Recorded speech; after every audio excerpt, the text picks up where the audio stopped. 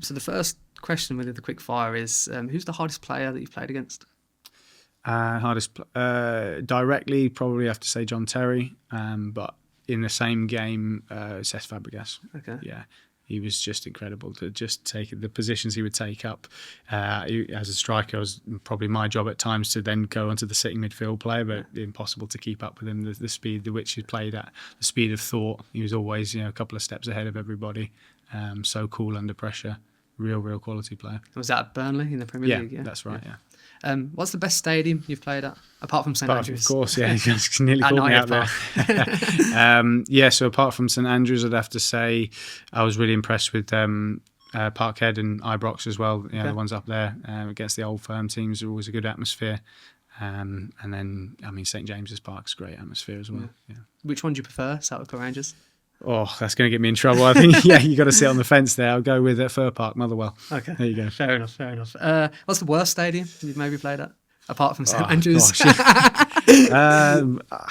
There's been some tight changing rooms, that's for sure. Yeah, I won't have a go at the stadiums, but some of the changing rooms where you can barely shut the toilet if you need, toilet door, your feet get stuck in there. It's so small, the cubicles are. So, something like that. Like Brentford's old stadium was really tight before they moved on. Really cool stadium. I liked it. We had the pub on each corner of that. It was a really nice traditional stadium, but they certainly needed to move on, and they've done so really well. But that was pretty tight in that changing room. Yeah, I remember that stadium. Birmingham played Brentford on a Wednesday, and Clayton Donaldson scored. Okay. But he used to play for Brentford. Yeah, and it was a real good atmosphere because it was terraces standing in the stand as well. Yeah, that's right. But you mentioned dressing room. Didn't the home end in Birmingham, the home dressing room, didn't they have like a pillar in the middle of it? Is it a bit awkward? Yes, not anymore. Yeah, no? That's been taken out, so that's all sorted now. Yeah, they would have to sort of look around to make sure that it's you that the manager's having a go at or not. No, just kidding. But that's all been taken, so it's a bit more of an open plan one now. Who's your best mate in football?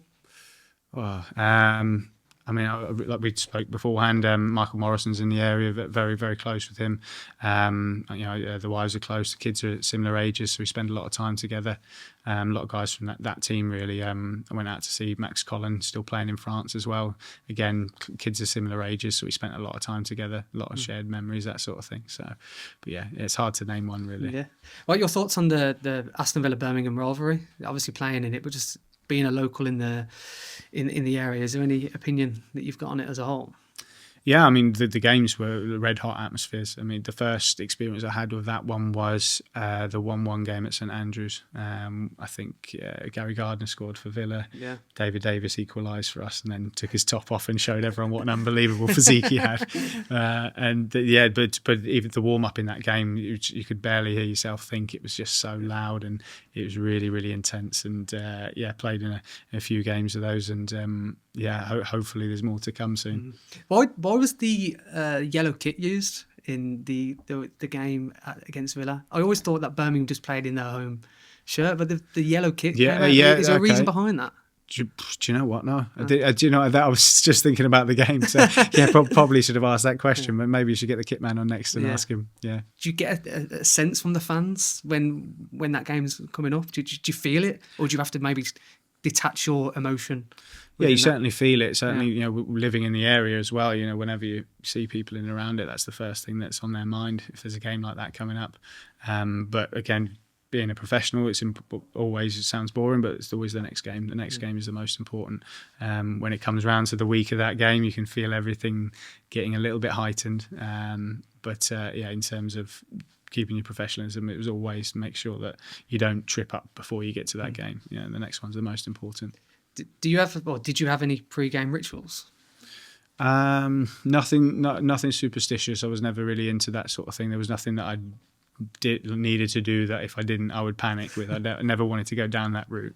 There was just one thing that I started to do after I read Richie McCaw's book, the old All Blacks captain, and he just said he liked to have almost like psychological triggers within games and before games, and one of them was just to have whatever it is, have an action that you do that kind of takes you from who you are outside of the game to who you want to be within the game.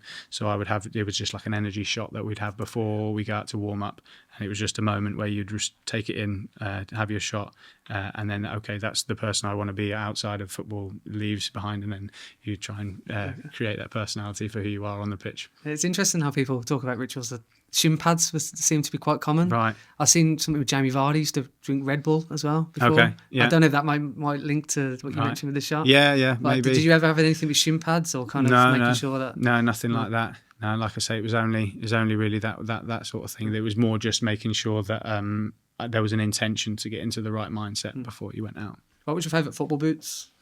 I like the old Nike CTR ones. Okay. I was gutted when they discontinued them because they're just the comfiest boot ever. I've still actually got a pair. The one that the goal that I scored against Birmingham for Bolton in that game. Okay. That pair of boots, the comfiest boots I ever wore. I've actually kept hold of those ones. But for some reason they don't make them anymore, unfortunately. Did you always wear Nike boots when you played?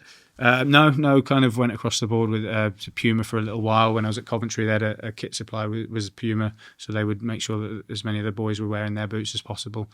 Then Nike for a little bit, Adidas for an occasion. But yeah, generally I was with Nike.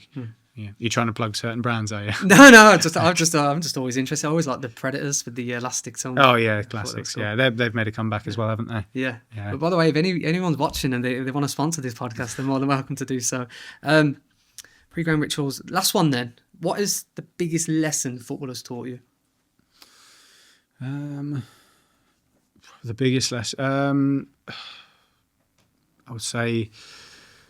Resilience is probably the biggest thing. I think understanding that actually, you can make mistakes and you can come back from that, and you can learn from mistakes, and actually is not always a bad thing. That would probably be the biggest thing, and just try and develop your thicker skin.